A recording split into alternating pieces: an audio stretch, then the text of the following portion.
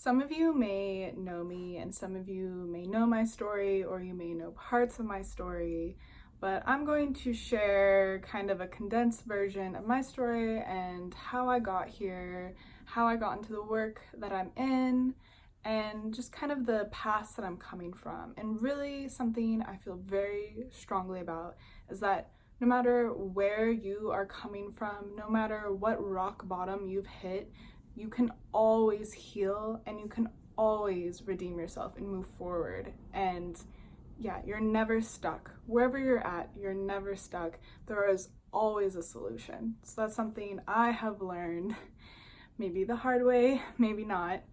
So my story starts when I was around 11 years old. I was diagnosed with Hashimoto's thyroid disease, and I struggled with this autoimmune thyroid disorder for the rest of my life, all throughout my developing years, all throughout the formative years of, being a teenager and all that. So right away, I struggled in that way. Hashimoto's, it was hypothyroidism. I felt depressed and tired and sluggish, and I didn't really know what it meant to be healthy. I didn't really have a standard for that. I felt like I'd probably never been healthy before in my life. So I really understand autoimmune disease and the struggle that is, and getting all the blood work done all the time and trying different things, and none of the solutions really being something that actually fixes the problem. So it was a really frustrating healing journey. Besides from that, I also, from a young age, was really attracted to high chi experiences. I was really into intensity. At a young age, around 14, it was like I was into drugs and alcohol and things like that. I had boyfriends already. Like, that was my life. I was really drawn into that whole, sex, drugs, rock and roll, and that intensity. And by the time I was 14 on, I always had a boyfriend. There was always some guy in my life. I had many icky codependent relationships all the way up into my 20s. And I had a really love-hate relationship with alcohol and all sorts of different drugs. I drank very steadily, binge drank every weekend, or most weekends throughout high school, all the way through college. Probably college is when it really peaked because I was actually 21 and I actually could drink all the time. But I wanted to try every drug that there was. That was where I found meaning, was these really intense and self-destructive experiences, and coupled with this alcohol, drugs, sex, relationships, coupled with all of that was also really intense depression, really intense anxiety, and suicidal ideation, and just like the whole package. I mean, I just really wanted to die. Like, much of my time and energy and focus was on how much I did not want to be alive for many years. And it definitely was this journey to get me to this place where now I am so happy to be alive. I want to be alive. I want to be this light beam on earth that is like, yes, be alive. And so that is kind of, I feel I went from this really dark place to a much lighter place.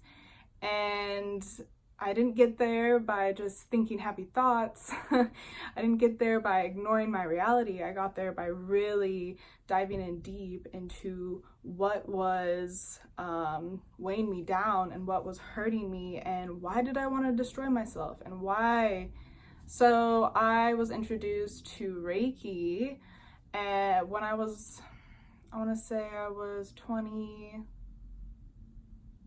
23.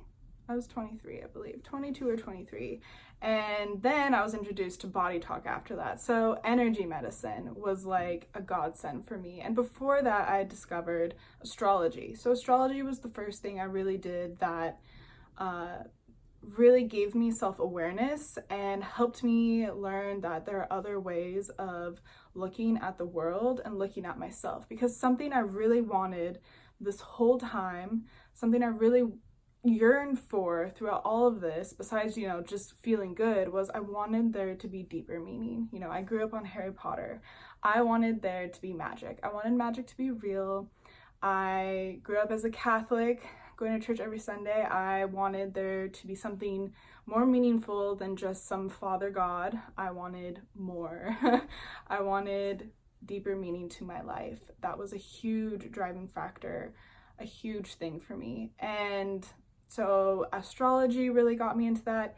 Energy medicine really got me into that, because then I was able to, see and know and experience that there is indeed something deeper beneath the surface of everything we're experiencing. And I was taught to look for the root of the problem with addiction, alcoholism, addiction, addiction to relationships, codependency, sex, drugs, etc.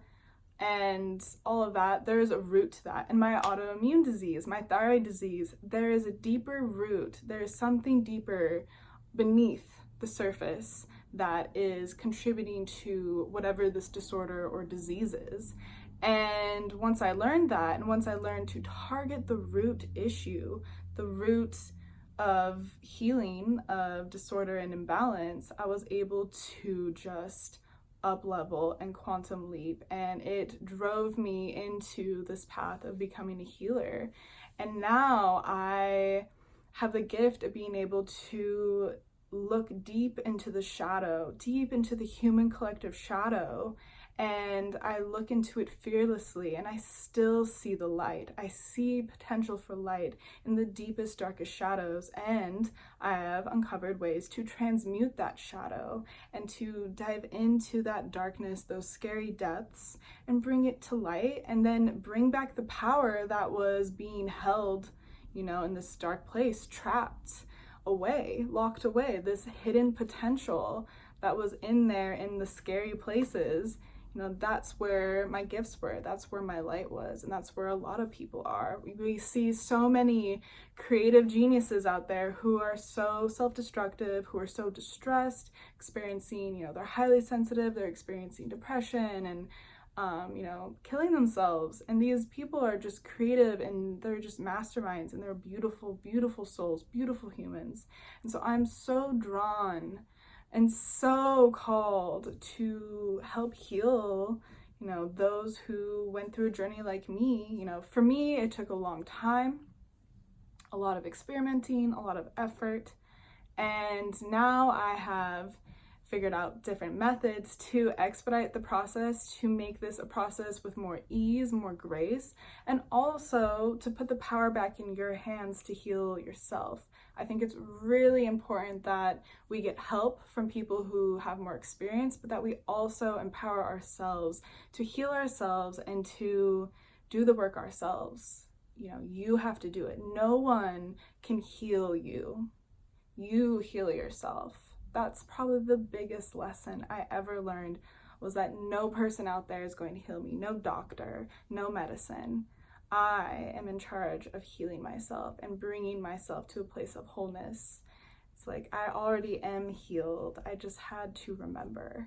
So this is my story, and I didn't dive deep into the details of my murky past, but man, I've definitely done some not great things. I've definitely burned bridges. I've definitely had some really stressful relationships and stressful experiences that were really hard. And at the end of the day, those experiences have shown me how strong I am. They've shown how gifted I am. And in the end, they have just given me a desire and a faith and this push to keep going and to really bring light to this world. This world is a gift, and there's a lot of light all around us if we just care to look. Yeah, so thank you for listening to my story, and if this inspires you, please connect with me. I am trying to build community out there. I know there's so many gifted people out there, so many gifted individuals, so many beautiful and powerful women out there who are just waiting to step into their power and just make shit happen. Like, you know who you are. You know that you have more to offer this world than what you have going on already. You are a magical being. You truly are. If you feel that way, you are. Even the slightest bit, you are. Don't doubt that feeling. Don't doubt it. Thanks for watching, guys.